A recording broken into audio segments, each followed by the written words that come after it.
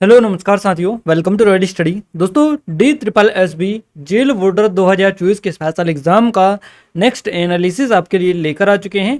आज 10 जून 2024 को हम थर्ड शिफ्ट का एनालिसिस कवर करेंगे। इससे पहले हम फर्स्ट सेकेंड शिफ्ट दोनों का एनालिसिस आपको दे चुके हैं। अगर आपने नहीं देखे हैं तो हमने प्लेलिस्ट बना दी है, जाकर चेकआउट कर लीजिएगा। गाइस, इस वीडियो की PDF भी आप प्राप्त कर सकते हैं। आप एप्लीकेशन को डाउनलोड कर लीजिएगा, टेलीग्राम चैनल और ग्रुप को ज्वाइन कर लीजिएगा। दोनों के लिंक आपको इस वीडियो के डिस्क्रिप्शन में मिल जाएगी। और आपका भी आने वाले दिनों में एग्जाम है तो आप भी हमें नंबर पर अपने क्वेश्चन जरूर सेंड करें ताकि हम आपको सबसे सटीक एनालिसिस दे पाएँ। देखिए, आज हमें जो क्वेश्चंस भेजे हैं ये दुर्गेश कौशिक जी जो कि उत्तर प्रदेश से हैं और अजय तोमर जी जो कि दिल्ली से। इन दोनों ने काफ़ी अच्छे तरीके से क्वेश्चंस बताए। यहाँ तक कि इन्होंने एग्जैक्ट क्वेश्चंस जो आपके एग्जाम में पूछे गए हैं बताने में हमारी हेल्प की है। तो आप सभी से रिक्वेस्ट है कि वीडियो को लाइक और चैनल को सब्सक्राइब जरूर कर लीजिएगा। आइए स्टार्ट करते हैं जीके जीएस करंट अफेयर से। पहला प्रश्न आपकी स्क्रीन पर आ चुका है। पहला प्रश्न है, बाबर और इब्राहिम लोदी के बीच में जो युद्ध हुआ था ये कब हुआ था? तो ये जो हुआ था ये 1526 में हुआ था। सन 1526 में बाबर ने पानीपत में सुल्तान इब्राहिम लोदी को हराया था। तो बाबर और इब्राहिम लोदी के बीच में लड़ा गया था 1526 में। और ये जो युद्ध है इसको पानीपत का युद्ध कहा जाता है। पानीपत का पहला युद्ध ये है। 21 अप्रैल 1526 को बाबर ने पानीपत की पहली लड़ाई में इब्राहिम लोदी को हराया और जल्दी से दिल्ली पर कब्जा कर लिया। और विशाल और बेहतर सैनिकों के बावजूद इब्राहिम लोदी बाबर की बेहतर रणनीति और तोपखाने के इस्तेमाल के कारण लड़ाई में हार गया। पानीपत की पहली लड़ाई ने भारत में मुगल शासन की नींव को चिन्हित किया। अब यहाँ पर ये जो लड़ाइयाँ हैं इनका क्रम हम आपको बता दें। देखिए, यहाँ पर ये जो कुछ लड़ाइयाँ हैं यहीं से क्वेश्चन आपका बन रहा है। सुबह वाली शिफ्ट में भी बना है, अब भी बना है और आगे भी बनेगा। देखिए, पानीपत की जो पहली लड़ाई हुई थी ये हुई थी 1526 में। क्लियर है? 1526 में हुई थी। पानीपत की जो दूसरी लड़ाई हुई थी 1556 में हुई थी। और पानीपत का जो तीसरा युद्ध हुआ था ये 1761 में हुआ था। तो आपको ये तीनों पता होना चाहिए, पानीपत की पहली, दूसरी और तीसरी। क्लियर है? पहला जो युद्ध हुआ था पानीपत की पहली लड़ाई, ये बाबर ने इब्राहिम लोदी को भारत में मुगल साम्राज्य की स्थापना के लिए पराजित किया था। क्लियर है? इसके बाद में 1526 हो गया। 1527 खानवा की लड़ाई हुई थी 1527 में। क्लियर है? बाबर ने मेवाड़ के राणा सांगा और उनके सहयोगियों को हराया था। क्लियर है? घाघरा की लड़ाई हुई थी 1529 में। बाबर ने अफगानियों और बंगाल के सुल्तान की संयुक्त सेनाओं को हराया था। और चौसा का जो युद्ध हुआ था ये 1539 में हुआ था। 1539 में शेरशाह सूरी ने हुमायूं को हराया था। तो ये कुछ लड़ाइयाँ हैं, क्रम वाइज आप याद रखिएगा। अगला क्वेश्चन है, निम्नलिखित में से किस राज्य में लूसी बोली बोली जाती है? लूसी बोली जो है ये मिजोरम में बोली जाती है। लूसी बोली मिजोरम में मौजूद कई जनजातियों में बिखरी हुई हैं। सबसे पहले मिजो के भारत आने पर उन्हें कुकीज के नाम से जाना जाता था, लुसाई या लूसी। तो देखिए, यहाँ पर लुसाई नाम भी यूज होता है इसका। लुसाई, लूसी जो भी मिला हो आपको, आप बिल्कुल क्लिक कर सकते हैं। लुसाई मिसो जनजाति के भारत आने वाले अंतिम थे। क्लियर है? और दोहलियन बोली जिसे स्थानीय लोगों के बीच लूसी के नाम से जाना जाता है, मिजोरम की सबसे लोकप्रिय भाषा ये मानी जाती है। अगला क्वेश्चन जो स्क्रीन पर है आपका, स्वाति नायक को हाल ही में कौन सा पुरस्कार दिया गया? प्रतिष्ठित नॉर्मन बोरलॉग पुरस्कार 2023 से इनको सम्मानित किया गया है, जरूर से याद रखिएगा। उड़िया वैज्ञानिक है ये डॉक्टर स्वाति नायक। इनको कृषि एवं खाद्य उत्पादन के क्षेत्र में उनके अभूतपूर्व योगदान के लिए नॉर्मन ई बोरलॉग अवार्ड 2023 से सम्मानित किया गया है, इसके लिए चुना गया है। डॉक्टर स्वाति नायक को राष्ट्रपति द्रौपदी मुर्मू और मुख्यमंत्री नवीन पटनायक से कई गणमान्य हस्तियों ने बधाई दी। ये जो पुरस्कार है नोबेल पुरस्कार विजेता एवं हरित क्रांति के प्रमुख डॉक्टर नॉर्मन बोरलॉग की स्मृति में 40 वर्ष से कम आयु के उन असाधारण वैज्ञानिकों को दिया जाता है जो खाद्य एवं पोषण सुरक्षा, भूख उन्मूलन के क्षेत्र में काम करते हैं, उनको ये दिया जाता है। अगला क्वेश्चन है, कौन सा अनुच्छेद उपाधियों के अंत से संबंधित है?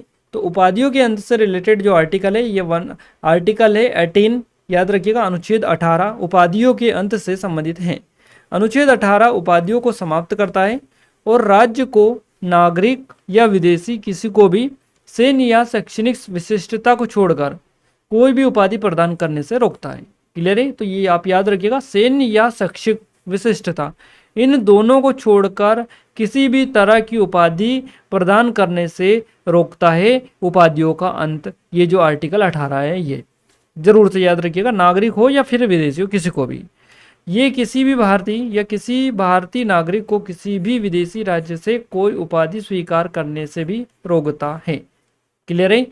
अनुच्छेद 18(1) सभी उपाधियों को समाप्त कर देता है और यह राज्य को किसी को भी, चाहे वह नागरिक हो या गैर नागरिक, उपाधियां प्रदान करने से रोकता है। हालांकि सैन्य और शैक्षणिक विशिष्टताओं को निषेध से छूट दी गई है ना। तो सैन्य और शैक्षिक दोनों में छूट दी गई है। इस प्रकार कोई विश्वविद्यालय किसी योग्य व्यक्ति को उपाधियां सम्मान दे सकता है। विश्वविद्यालय शैक्षणिक संस्थान दे सकते हैं, बाकी और सैन्य शैक्षणिक के अलावा और कोई नहीं दे सकता है। मूल संविधान में कितनी भाषाएं थी? 14 भाषाएं थी मूल संविधान में। भारतीय संविधान की अनुसूची 8 ने 22 भाषाओं को मान्यता दी है। प्रारंभ में हमारे संविधान की 8वीं अनुसूची में केवल 14 भाषाएं थी। 21वें संवैधानिक संशोधन अधिनियम CAA 1967 में एक भाषा सिंधी, 71वीं CAA 1992 में 3 कोंकणी, मणिपुरी, नेपाली को जोड़ा गया। तो ये हो गई 22। अगला क्वेश्चन है, चंपारण कौन से राज्य में स्थित है? तो ये बिहार में आता है। चंपारण सत्याग्रह 19 अप्रैल 1917 को हुआ था। चंपारण जो आता है ये बिहार राज्य का एक जिला है और यहाँ पहला लोकप्रिय सत्याग्रह है जो शुरू किया गया था। प्रमुख व्यक्ति महात्मा गांधी, राजेंद्र प्रसाद, ब्रज किशोर प्रसाद, JB कृपलानी और अन्य थे। चंपारण सत्याग्रह लागू हुआ क्योंकि किसानों को अपनी जमीन के एक हिस्से में नील की खेती करने के लिए मजबूर किया गया था। इससे किसानों में बहुत आक्रोश पैदा हो गया था। अगला क्वेश्चन है, जनगणना 2001 से 11 के बीच में किस जनजाति, अब यहाँ पर ये जो मिसिंग है ये अधूरा अधूरा क्वेश्चंस मिला है, एग्जैक्ट क्वेश्चंस नहीं मिल पाया। अगर आपको पता है तो कमेंट में कमेंट करके जरूर से बताइएगा। और नृत्य से रिलेटेड क्वेश्चन बनाए, ये भी एग्जैक्ट नहीं मिला है कि नृत्य से क्या क्वेश्चन बना था। ब्लड से रिलेटेड क्वेश्चन बनाए, देश जनजाति किस राज्य की है, इस तरह से क्वेश्चन बना, ये एग्जैक्ट पता नहीं है कि क्या क्वेश्चन बना था। तो ये क्वेश्चंस जो हैं ये इस तरह से क्वेश्चन से आधे अधूरे मिले हैं, फिर भी हमने डिटेल बता दी है। देखिए उड़ीसा जो राज्य है यहाँ पर जुआंग, सवारा, करिया, खोड़, कंद, त्याइंटिकम्प, या मध्य प्रदेश, और छत्तीसगढ़ पहाड़ी, मारिया, मुरिया, डंडामी, गोंड, बेगा, परजा, बट्टरा और अगरिया, भील, सहरिया, कोरबा, हलवा आदि ये जो मध्य प्रदेश छत्तीसगढ़ की हैं। हिमाचल प्रदेश की बात करें तो गद्दी, गुजर, किन्नर आदि यहाँ हिमाचल की हैं। जम्मू कश्मीर गद्दी, बकरवाल आदि ये सभी यहाँ की जनजातियाँ हैं। तो आप स्पेशली इनको याद रखिएगा। बीमारियों से भी क्वेश्चन आपका बना है। इसके अलावा 15 से 59 साल के बीच में भारत का लिंगानुपात कितना है, इस तरह से क्वेश्चन था। एग्जैक्ट ये क्वेश्चन नहीं है, हम आपको पैटर्न बता रहे हैं कि इस तरह से क्वेश्चन बना था। और राष्ट्रपति से रिलेटेड 2 क्वेश्चंस पूछे गए, ये एग्जैक्ट आप याद रखिएगा। राष्ट्रपति से रिलेटेड 2 क्वेश्चंस बने। क्लियर है। तो यहाँ पर हम आपको बता दे रहे हैं जितने भी क्वेश्चन हमें मिले एग्जैक्ट हमने बताने में आपकी हेल्प की। हिंदी की बात करें, पक्षी से संबंधित गद्यांश पूछा गया था, आपका 5 नंबर का बना था। तद्भव से 1 क्वेश्चन था, वाक्य शुद्ध से 1 क्वेश्चन, अनिकार्तित से 2 से 3 क्वेश्चन बने थे। रिक्त स्थान से था, पर्यायवाची 1 से 2 था, आपका ज़्यादा भी सकते हैं। मुहावरे से 2 था, विलोम शब्द से भी 2 से 3 क्वेश्चंस बने थे। इसके अलावा लोकोक्ति से था, देशज विदेशज से भी क्वेश्चंस बना था। पैसेज से 5 क्वेश्चंस, आइटम से 3 क्वेश्चंस, क्लॉज टेस्ट से 5, वोकेब से क्वेश्चन बना था, प्रोपोर्शन से भी क्वेश्चंस बना था, एंटोनियम से क्वेश्चंस बना था, सिनोनियम से बना था और आर्टिकल भी आपका पूछा गया। मैथ्स में बात करेगा इस औसत से 4 से 5 क्वेश्चंस बने। क्लियर है। SI से 3 क्वेश्चन है, नंबर सिस्टम से 1 क्वेश्चन है, सरलीकरण से 1 क्वेश्चन है, ज़्यादा भी हो सकता है इनसे। 2D 3D से भी क्वेश्चंस बनाए, मेंसुरेशन क्षेत्रमिति से। प्रतिशत से 2 से 3 क्वेश्चन है, लाभानी से 3 है, समय कार्य से 1 क्वेश्चन, रेलगाड़ी से 1 है, चाल दूरी से 4 से 5 क्वेश्चन बन रहे हैं। LCM SCF से 1 क्वेश्चन है, बोर्डमास से क्वेश्चन है, आपका अनुपात से क्वेश्चन है, आयु से क्वेश्चन आपका बना है। इसके अलावा विभाजित वाले क्वेश्चंस भी आपको देखने को लगातार यहाँ पर मिल रहे हैं। अब बात करें रीजनिंग में तो क्या सिटिंग अरेंजमेंट से 2 क्वेश्चंस बने हैं, पजल से क्वेश्चन बनाए, कोडिंग डिकोडिंग से क्वेश्चन है, रक्त संबंध यानी ब्लड रिलेशन से, पेपर कटिंग से आपका क्वेश्चन है, मिरर इमेज से क्वेश्चन है आपका। इसके अलावा दिशा निर्देशन से भी क्वेश्चन बनाए, 5 से क्वेश्चन है, डाइस वाले, अल्फाबेट सीरीज से भी क्वेश्चन है, कथन निष्कर्ष, आकृति, लुप्त संख्या यानी कि मिसिंग नंबर आपको देखने को मिल रहा है। नंबर सीरीज से 1 क्वेश्चन जैसा कि दे रखा है, ज़्यादा भी इससे हो सकता है, प्रायिकता से भी क्वेश्चन आपको बन रहे हैं। तो यहाँ पर हमने आपको जो 5 सब्जेक्ट है आपके GK Hindi English maths reasoning, जो 5 सब्जेक्ट है, 5 के हमने ओवरव्यू आपको दिया है।